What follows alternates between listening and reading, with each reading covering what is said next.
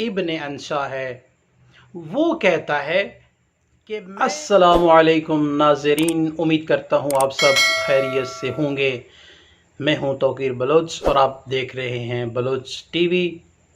नाज़रीन, सबसे पहले दुआ करते हैं कि अल्लाह तबारक व तआला आप सबको अपने हिफ्ज़ो आमान में रखे। तो आज की एक ख़ूबसूरत और सबक आमूज़ कहानी आपके लिए मैं लाया हूँ। कहानी कुछ इस तरह से है कि एक शायर जिसका नाम इब्न अंशा है, वो कहता है कि मैं टोक्यो की यूनिवर्सिटी में अपने उस्ताद से मिलने के लिए गया। कहता मैंने सारा दिन अपने उस्ताद के साथ गुजारा। जब मैं उस्ताद को मिल चुका, बातचीत हमारी मुलाकात मुकम्मल हो चुकी, तो उस्ताद मुझे छोड़ने के लिए यूनिवर्सिटी के सहन में आ गए।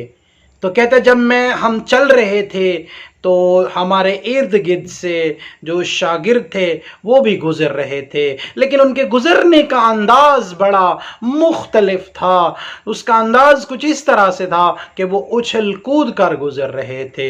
तो इब्न अंशा परेशान हो गए और इस परेशानी के आलम में अपने उस्ताद से सवाल करते हैं कि ऐ उस्ताद मोहतरम, आखिर हुआ क्या है कि ये तुल्लाब इकराम उछल कूद कर गुज़र रहे हैं। तो उस्ताद मोहतरम कहते हैं, ऐ इब्न अंशा, चूँकि हम चल रहे हैं और हमारा साया पीछे बन रहा है, तो ये जो तुल्लाब हैं, ये जो शागिर्दान हैं, इनकी कोशिश है कि वो उस्ताद के साए के ऊपर ना चलें।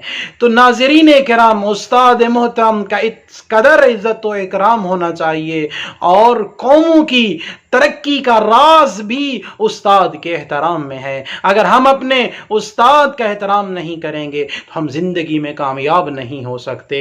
इसलिए कि अगर उस्ताद का एहतराम हमें आ गया तो हम ज़िंदगी के किसी भी शोबे में हम नाकाम नहीं हो सकते। तो हमें भी अपने असातिज़ा का एहतराम करना चाहिए, उनकी कदर व मंजिलत करनी चाहिए। अगर वो आ जाएं और आप बैठे हैं तो अपनी कुर्सी से उठकर उनका एहतराम करें, उनके साथ हुस्न सुलूक से पेश आएँ। वस्सलामु अलैकुम व रहमतुल्लाह।